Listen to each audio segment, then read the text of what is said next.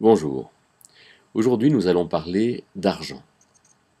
L'argent, c'est c'est sensible, hein, c'est au cœur de beaucoup de choses chez l'humain, dans les sociétés. De l'argent viennent le pouvoir, viennent les relations tordues, intéressées, difficiles, etc. Avec l'argent, on peut, entre guillemets, hein, soi-disant, faire tout ce qu'on veut. Qu'est-ce que la Bible en dit? Alors, peut-être une première chose intéressante, c'est que le psaume 24, verset 1 dit « À l'Éternel est la terre et tout ce qu'elle contient ». Donc, dans l'absolu, euh, rien ne nous appartient. Dans l'absolu, l'argent que j'ai, l'argent que vous avez, l'argent que tu as, ne t'appartient pas, mon cher, ma chère. Hein, nous en sommes des gestionnaires. Dieu nous confie quelque chose, nous confie de l'argent, du temps, de la santé, de la créativité, quantité de choses, mais l'argent ne nous appartient pas. Tout est à Dieu et nous sommes ses enfants et nous sommes appelés à être héritiers. Mais si nous sommes appelés à être héritiers, alors l'héritage, on l'aura quand ça sera le moment. Pour l'instant, quelque part, on est en apprentissage, un peu comme dans la vie de tous les jours, dans nos rapports avec nos parents. À quoi sert l'argent? L'argent, c'est finalement ce qui correspond à la valeur des choses. Alors bien sûr, de nos jours, la valeur des choses est mal estimée. La valeur relative est bien estimée. Par exemple, une veste va coûter plus cher qu'une écharpe. Euh, mais quelquefois, on trouve des vestes beaucoup moins chères qu'une écharpe, ça dépend de l'écharpe. En tout cas, l'argent est censé représenter la valeur du travail et du matériau. Mais est-ce qu'il y aura de l'argent, par exemple, dans l'éternité? Alors, il me semble que oui, parce que l'argent n'est pas le problème en soi. L'argent, c'est, par exemple, 1 Timothée 5,18 dit que tout ouvrier mérite son salaire. L'argent correspond à la valeur des choses, et donc quand j'ai quelque chose, alors j'en ai finalement ce que l'argent va montrer en tant que valeur intrinsèque. Mais à quoi sert l'argent? Eh bien, l'argent, me semble-t-il, sert à acheter quelque chose, ce qui est bon en soi, mais sert aussi à donner un salaire à quelqu'un. Quand quelqu'un fait un travail, il est normal qu'il en ait de l'argent. Est-ce qu'on peut donner de l'argent à Dieu? Dieu ayant tout, est-ce que ça intéresse Dieu qu'on lui donne quelque chose puisque tout lui appartient?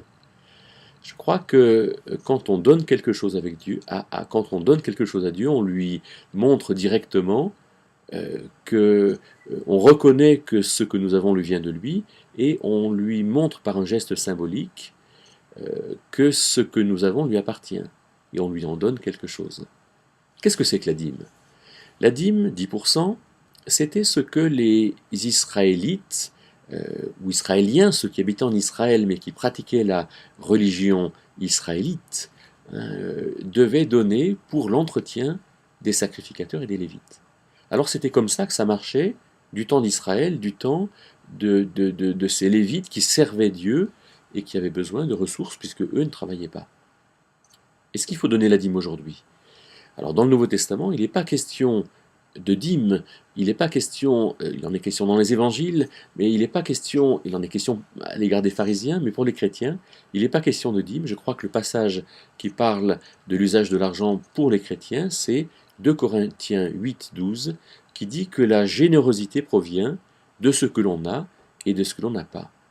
C'est-à-dire qu'en fait, ce n'est pas pour nous dépouiller qu'on donne quelque chose, mais c'est sur un principe d'égalité. Quand j'ai beaucoup, je donne à celui qui manque. Et alors, dans ce sens, pour moi, l'usage de la dîme dans l'Église est un peu aberrant. Parce que je pense que les riches devraient donner beaucoup plus que la dîme. Hein, si quelqu'un qui gagne 10 000 euros par mois donne 1 000 euros, il lui reste 9 000. Mais si quelqu'un gagne 1 000 euros par mois, il donne 100, il lui reste 900. Entre 9 000 et 900, excusez-moi, il y a quand même beaucoup de différence. Avec tout ça, regardons un peu pour conclure la remarque de Jésus en Luc 16 avec cette parabole des fils de ce siècle. savez, celui qui a, avec l'argent, qui a acheté des amis, en fait, qui a acheté pas des amis, mais des amitiés. Et il dit, les fils de ce siècle sont plus prudents que ceux de la lumière. Comme s'il jugeait les juifs de l'époque, les juifs croyants, fidèles, d'être idiots, insensés, de ne pas savoir gérer les questions de l'argent, alors que les fils du siècle, c'est-à-dire les incroyants, le faisaient mieux.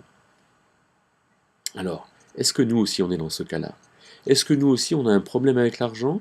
Est-ce que quelque part on n'a pas décidé que tout appartenait à Dieu? Est-ce qu'il nous manque ce grand privilège, cette grande richesse de le voir comme ça? Alors peut-être que c'est comme ça. Peut-être que c'est comme ça chez nous. Si c'est comme ça chez vous, alors dites-vous bien que quand vous dites, par exemple, vous allez acheter quelque chose au marché, vous dites, oh là là, c'est trop cher.